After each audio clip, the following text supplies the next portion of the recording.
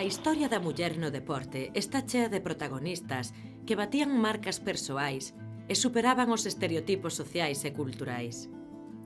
Adestrar, competir e gañar non eran actividades asociadas ao día a día e carácter das mulleres, polo que o seu acceso ás disciplinas deportivas foi tardío e cheo de dificultades.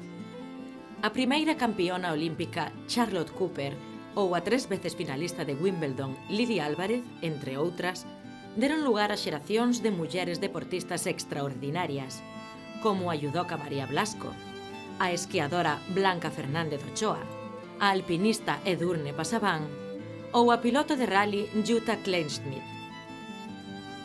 Hoxe, o mundo do deporte conta con exemplos de mulleres que se converten cada día en referentes das súas disciplinas. Mulleres como a xogadora de baloncesto Amaya Valdemoro, a futbolista Marta Vieira ou Gisela Pulido, campiona do mundo máis nova da historia do deporte.